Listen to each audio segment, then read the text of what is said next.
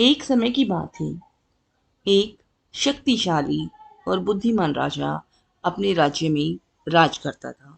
राजा को जंगल में शिकार करना बहुत पसंद था। वह अक्सर जंगली जानवरों का शिकार करता और अपने नगर में लाकर उनका प्रदर्शन करता। जनता उसके लिए तालियां बजाती और राजा की प्रशंसा करती। राजा को यह सब करना बहुत पसंद था। ऐसे ही एक दिन राजा शिकार के लिए निकला। राजा को जंगल में एक जवान हाथी नजर आया। हाथी देखने में बहुत खूबसूरत था और हाथी बहुत शांति से जंगल में घूम रहा था। राजा को हाथी बहुत पसंद आया। राजा ने सैनिकों को आदेश दिया कि वह हाथी को पकड़कर महल ले जाए। सैनिकों ने ऐसा ही किया। जब हाथी को पकड़ा गया तो हाथी शांत रहा। वह समझ गया कि अब वह राजा के नियंत्रण में है। महल ले जाकर हाथी को जंजीर से बांध दिया गया। राजा ने हमेशा की तरह अपनी प्रजा को हाथी को दिखाया। लोगों ने उसके लिए तालियां बजाई और राजा की प्रशंसा की। ऐसे ही दिन बीतने लगे। दिन हफ्तों में बदल गए, हफ्ते महीनों में बदल गए। जंगल से यह आया हाथी अब उदास रहने लगा। यह थोड़ा बहुत टहल लेता वरना जमीन पर बैठ जाता। एक दिन महल में एक ऋषि आए। उन्होंने महल का दौरा किया तो उन्होंने हाथी को देखा कि हाथी खुश नहीं नजर आ रहा था। ऋषि ने राजा के पास जाकर कहा, महाराज, यह हाथी आप जंगल से लाए हैं। वहाँ यह स्वतंत्र घूमता था और यहाँ यह बहुत दुखी रहता है। आप इसे छोड़ दीजिए। परंतु राजा हाथी को छोड़ने के लिए बिल्कुल भी तैयार न था, क्योंकि राजा का शौक था जंगली जानवरों को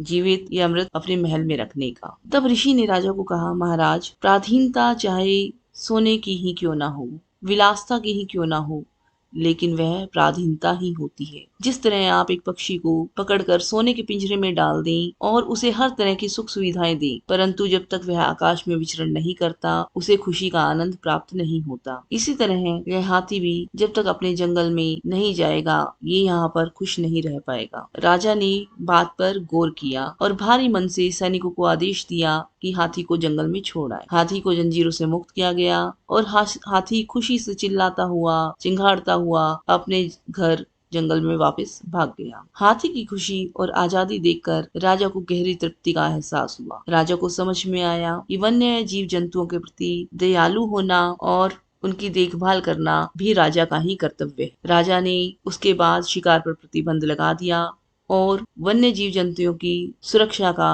उत्तरदायित्व अपने कंधों पर ले लिया। तो देखा बच्चों, आपने इस कहानी से हमें शिक्षा मिलती है कि स्वतंत्र रहना ही इंसान को सच्ची खुशी देता है। अगर आपको वीडियो पसंद आई हो तो वीडियो को लाइक करें, चैनल को सब्सक्राइब करें और जुड़े रहिए हमसे अगली वीडियो देखने के लिए। तब तक के लिए धन्यवाद।